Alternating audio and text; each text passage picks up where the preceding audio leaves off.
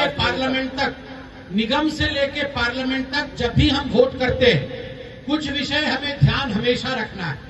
हमें यह ध्यान रखना है कि किस विचारधारा के लिए, किस व्यक्ति के लिए वोट कर रहे हैं। जो नेता जिस दल को, जिस पार्टी का मुखिया है, क्या वह नेता, क्या वह दल आपके और मेरे देश भारतवर्ष को आगे ले जा सकता है या नहीं ले जा सकता है, उसकी चिंता भी करनी है। देखिए, नाली, खड़ंजा, पट्टी, चद्दर, ये तो हमारे पार्षद कर ही रहे हैं और आपकी प्रतिज्ञा लेकर भी उन्होंने कहा है आगे और बेहतर रूप से करेंगे। किंतु अगर देश सुरक्षित हाथों में रहेगा, देश मजबूत हाथों में रहेगा, तब हम सब सुरक्षित रहेंगे, क्योंकि देश के अंदर ही निगम आता है। बंधुगण, मैं तो एक साधारण सा लड़का हूं, मैं उड़ीसा का हूं, मगर मैं बहुत वर्षों तक बिहार, उस समय अखंड बिहार था, धनबाद, मैं धनबाद जिले में रहा हूं। कौन कौन यहाँ पूर्वांचल से है? बहुत मेरे बंधु पूर्वांचल के हैं, वो धनबाद जानते हो। तो बहुत सालों तक मैं धनबाद में रहा। मैंने कभी अपने जीवन में नहीं सोचा था कि मेरे जीवन काल में एक भव्य राम मंदिर बनेगा। 500 वर्षों से हम भगवान राम के मंदिर के लिए, जो हिंदू हैं वो आंदोलन कर रहे थे, शांतिप्रिय आंदोलन कर रहे थे। इससे पहले जो पॉलिटिकल पार्टी रही, जो दल रहे, उन लोगों ने कोर्ट में लिख के दिया कि भगवान राम काल्पनिक है, राम का कोई अस्तित्व नहीं है, इसलिए राम मंदिर नहीं बन सकता है। और आपको याद होगा, अरविंद केजरीवाल जी जो आज मुख्यमंत्री हैं, उनका एक वीडियो प्रसिद्ध हुआ था, जिस वीडियो में वो कह रहे थे मेरी नानी माँ ने मना किया है कि राम मंदिर नहीं बनना चाहिए, क्योंकि वहां राम का जन्म नहीं हुआ था और मैं वहां कभी पूजा करने नहीं जाऊंगा। आज वो अलग रूप अपना रहे, मगर आज मैं फक्र के साथ कहता हूं, बहुत गर्व के साथ कहता हूं कि आज देश में एक ऐसे प्रधानमंत्री हैं जिनका नाम नरेंद्र मोदी है, जिन्होंने शांति प्रिय तरीके से भव्य राम मंदिर बनाना चालू किया है और 2024 से पहले भव्य राम मंदिर का निर्माण संपूर्ण होगा। आप और हम सभी राम लल्ला के दर्शन कर पाएंगे और राम लल्ला का आशीर्वाद हमें प्राप्त होगा। बताइए, देश को कैसा नेता चाहिए? ऐसा नेता जो राम को विश्वास करता हो या ऐसा नेता जो राम को नहीं मानता हो? कैसा नेता चाहिए? राम को मानने वाला, राम को मानने वाला नेता चाहिए। बंधुगण, जम्मू कश्मीर को लेकर इस देश में एक राजनीति होती थी। कश्मीर भारत का हिस्सा है या नहीं, इस पर भी बहुत लोग डिबेट करते थे। आर्टिकल 370, अनुच्छेद 370 के विषय में आप लोगों ने सुना हो। हमने कभी जीवन में नहीं सोचा था कि हमारे जीते जी कोई ऐसा प्रधानमंत्री आएगा जो आर्टिकल 370, अनुच्छेद 370 को समाप्त करके पाकिस्तान को खून के आंसू रुलाएगा। इस देश में ऐसे नेता होते थे जिन्होंने कहा था कि मोदी जी अगर 1000 जन्म भी ले लेंगे तो आर्टिकल 370 को नहीं हटा पाएंगे। इस देश में ऐसे नेता भी होते हैं जिन लोगों ने कहा था कि आर्टिकल 370 को छू के दिखाओ, खून की नदियां बह जाएंगी। इस देश में ऐसे नेता भी हुए हैं जिन्होंने कहा था आर्टिकल 370 यदि हट जाएगा तो तिरंगा झंडा उठाने वाला कोई व्यक्ति नहीं होगा।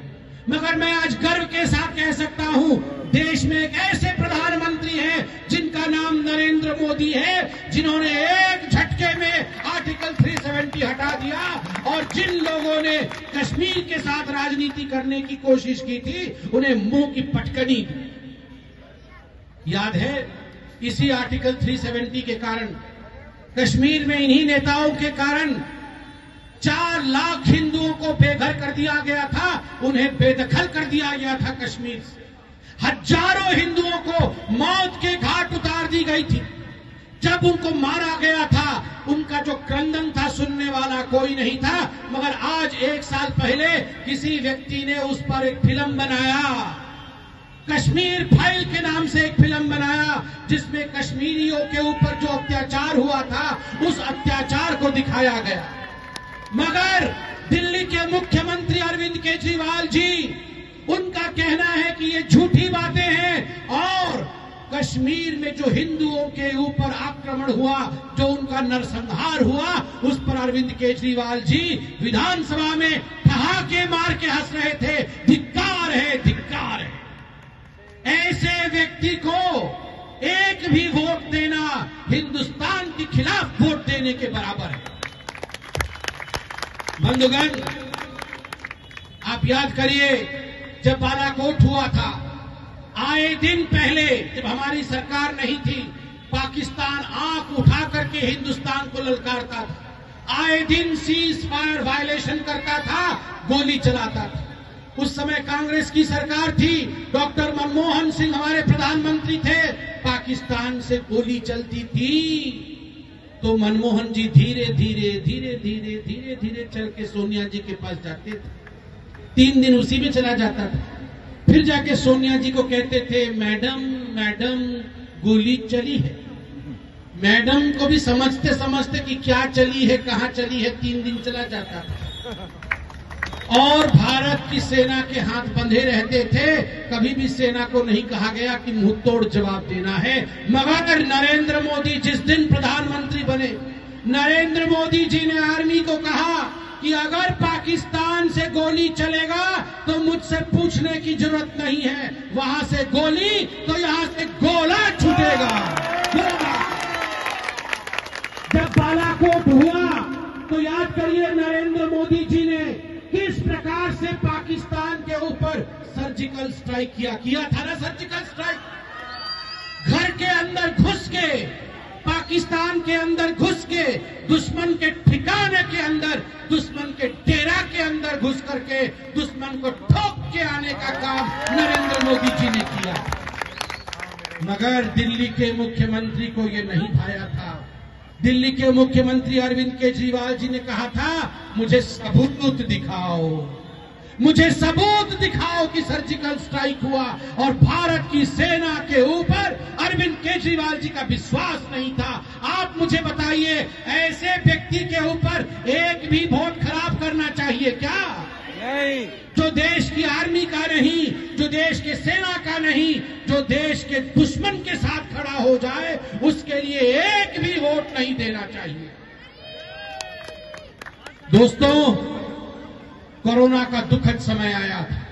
हम सब ने देखा था किस प्रकार से कोरोना के समय दिल्ली में अव्यवस्था, अराजकता व्याप्त हो गई थी। मैं उस समय न्यूज़पेपर पढ़ता था और आप और हम जब टीवी देखते थे, याद करिए, दिल्ली के मुख्यमंत्री किस प्रकार से डबल एक्सेल का ढीला ढीला शर्ट पहन, उनके पीछे बहुत सारे ऑक्सीजन सिलेंडर रखे होते थे और वो आके कहते थे, मैंने ऑक्सीजन मंगा लिया है, फ्रांस से, बेल्जियम से, हर जगह से ऑक्सीजन मंगा लिया है। 4 दिन बाद जब परिस्थिति खराब हुई तो कहने लगे, मोदी जी ने ऑक्सीजन नहीं दिया, मोदी जी ने। अरे आपने तो मंगा लिया था, तो फिर मोदी जी ने क्या नहीं दिया? हर बात में झूठ बोलना और केवल इश्तिहार देके एडवर्टाइजमेंट करना, यही अरविंद केजरीवाल जी का काम था। अरविंद केजरीवाल जी ने चिढ़ाया था मोदी जी को, ललकारा था कि वैक्सीन बना के दिखाओ। मैं धन्यवाद दूंगा नरेंद्र मोदी जी को कि हमारे हिंदुस्तान में नरेंद्र मोदी जी ने 3 महीने के अंदर एक नहीं बल्कि 2 वैक्सीन बना के दिखाया। 2 वैक्सीन। जब वैक्सीन बन गया तो यही अरविंद केजरीवाल और यही राहुल गांधी कह रहे थे, ये तो मोदी वैक्सीन है, ये तो बीजेपी का वैक्सीन है, इसे हम लगाएंगे नहीं। बाकी चुपके चुपके जाके रात के अंधेरे में सब लगा के आए, सब लगा के आए हैं। बोल रहे थे नहीं लगाएंगे, सब चुपके चुपके लगा के आए हैं। फोटो नहीं डाले हैं, ये अलग बात है। मगर उस समय केजरीवाल जी बोल रहे थे कि 17 साल लगेगा, 17 साल लगेगा तब जाके सबको 2 डोज मिलेगा पूरे हिंदुस्तान में। 17 साल लगे? 17 साल लगे क्या?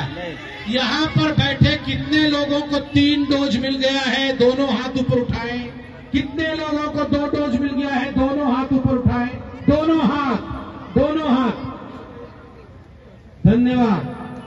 कितने लोगों ने पैसे से खरीद करके लगाया है और पैसा दिया है डोज के लिए? वो हाथ उठाए।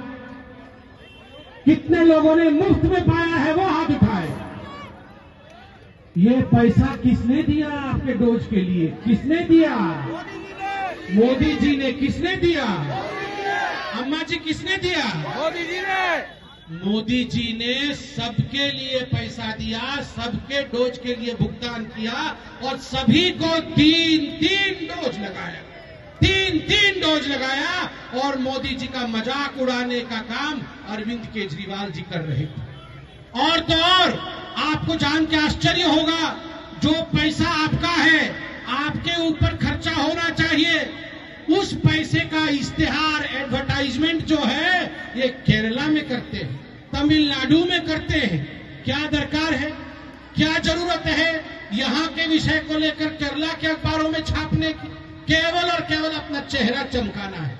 अभी 2 दिन पहले ये आम आदमी पार्टी के राघव चड्ढा जी एक शोले का डायलॉग बोल रहे थे, और शोले का डायलॉग बोल रहे थे कि जब गांव में कोई भ्रष्टाचारी रोता है तो मां कहती है सो जा, नहीं तो केजरीवाल आ जाएगा। मतलब